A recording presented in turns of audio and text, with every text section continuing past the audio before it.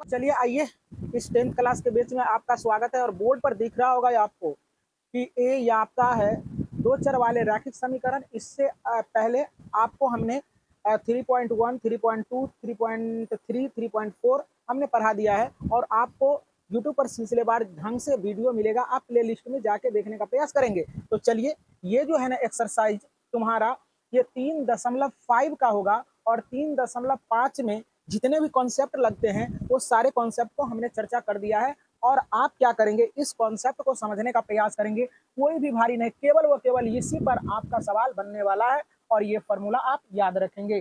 तो ये याद करना भी डिफिकल्ट नहीं है, बहुत आसान है। देखने का प्रयास करें। जब a1/a2 है ना does not equal to b1/b2 होता है तो यह अद्वितीय हल होता है या चाहे केवल एक हल होता है। काहे एक हल होता है? तो देखो, इसका ग्राफ जो है ना एक के बिंदु पर कटा है। ये भी एक तरीका है पकड़ने का। एक ही बिंदु पर कटा है ना, इसलिए केवल एक हल। अब यहाँ देखने का प्रयास करो, a1/a2 बराबर b1/b2 बराबर नहीं, समान समान अंतर, इसलिए समान अंतर। ग्राफ क्या होता है? समान अंतर। तो समान अंतर मैंने टच नहीं ना किया एक को बार, नहीं ना सटा, इसलिए कोई हल नहीं।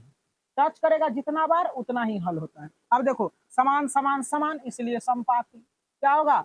समपाती। ग्राफ देखो समपाती है ना, तो एक एक लाइन पर दूसरा लाइन चढ़ के जा रहा था, अनंत बिंदुओं पर ये प्रतिच्छेद किया हो, अनंत बिंदुओं पर टच किया होगा, है ना। तो इसलिए अनेक हल हो गया। क्या हो गया?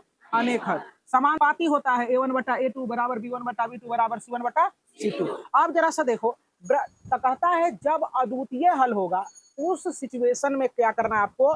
ब्रज गुणनखंड विधि से आपको सवाल को हल करना है। तो जरा सा देखने का प्रयास करें। तो ब्रज गुणनखंड विधि के लिए अब x का मान निकालना है, तो BC खाली याद रखो ऊपर में, मतलब x के लिए BC ये भी नीचे होता है ना। और y के लिए ट्रिक बता रहे हैं, CA। क्या? CA। तो आप यहाँ BC रखेंगे, BC या माइनस BC लिख देंगे, 1 2 लगा दो, 12 21। क्या?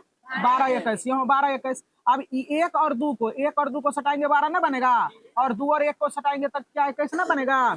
इसलिए ऐसा आप याद रखेंगे। आपको याद रखने के लिए आराम से कह सकते हैं 12 21। तब भी खाली याद रखेंगे, वो एक्स वाला में BC का संबंध होता है, नीचे में तो सेम रहता है दोनों में, है ना। ये भी होता है ऊपर में। और फिर y वाला में CA होता है। क्या होता है? CA। आराम से आपको कोई कह देगा कि एक्स बराबर फॉर्मूला क्या होता है, तो आप कहेंगे B1C2, न कहेंगे माइनस B2C1 बटे A1B2 माइनस A2B1।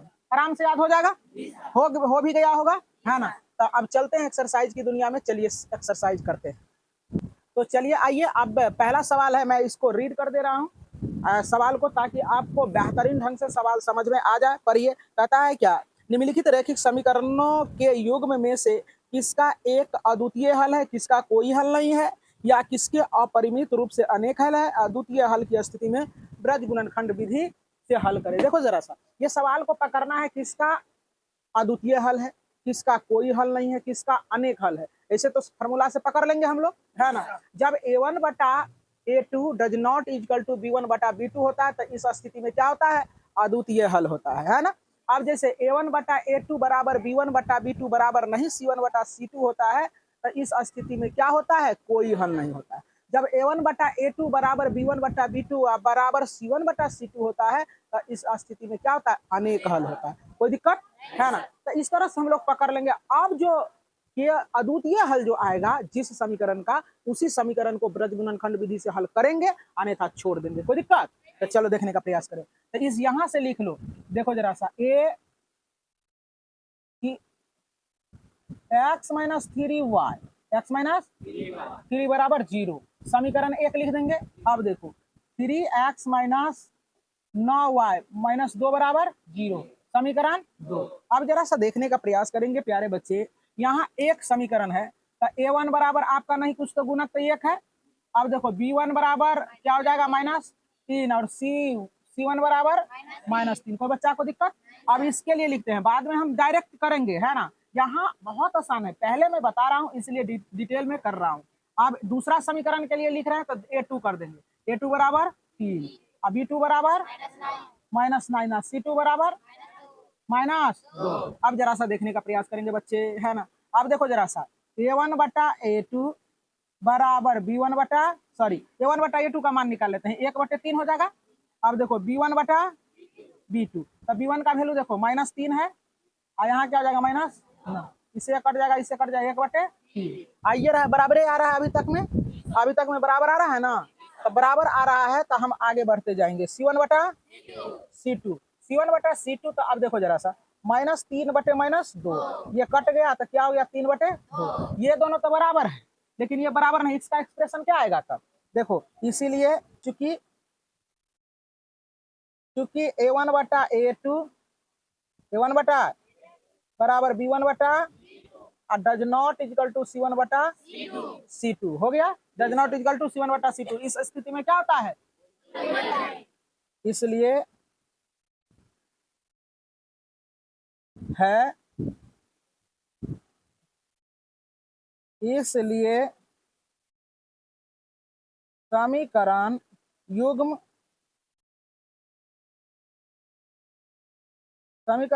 का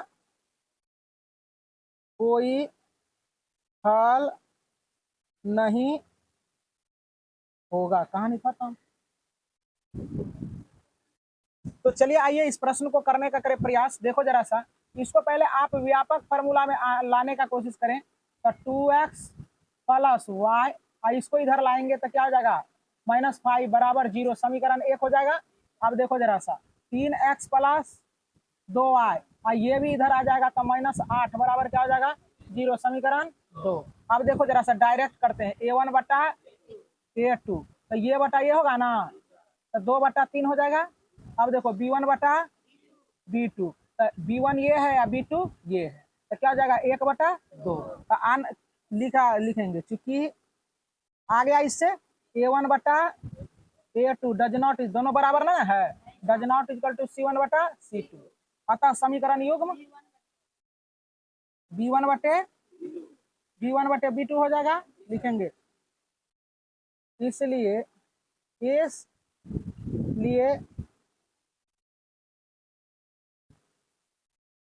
समीकरण युग्म अद्वितीय हल है, समीकरण युग्म का अद्वितीय हल है। कोई दिक्कत, किसी भी बच्चा को दिक्कत है क्या?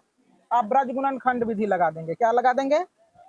इसीलिए ब्रज गुणनखंड विधि, ब्रज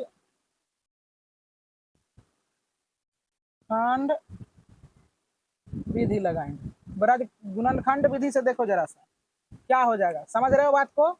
x बराबर तुरंत पढ़ाए हैं B1C2, फिर B2C1, अब बटे A1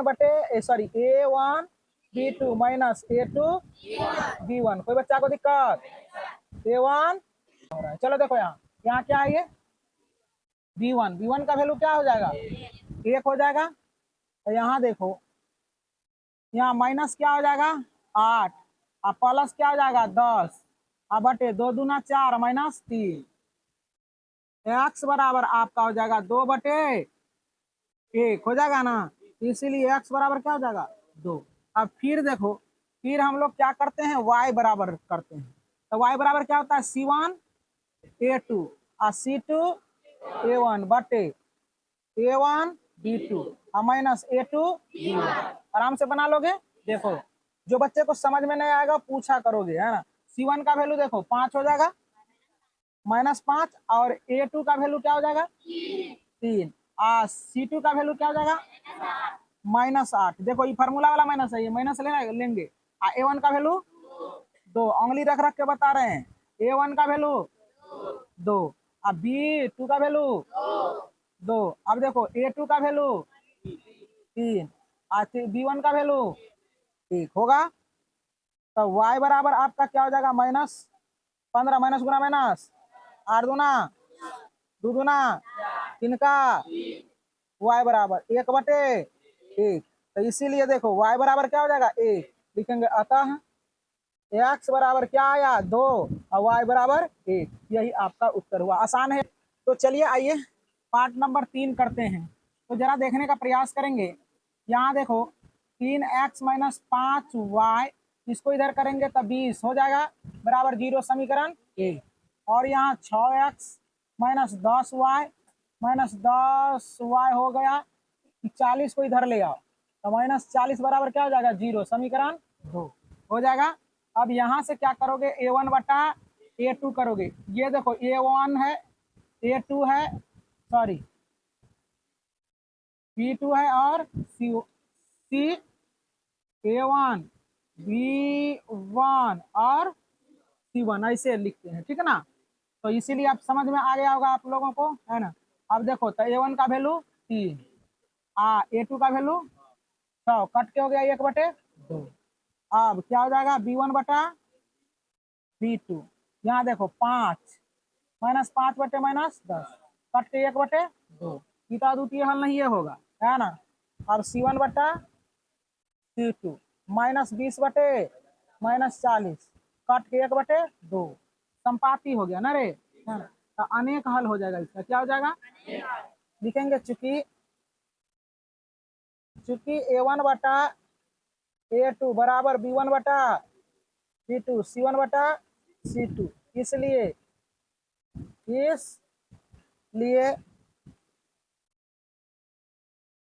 समीकरण युग्म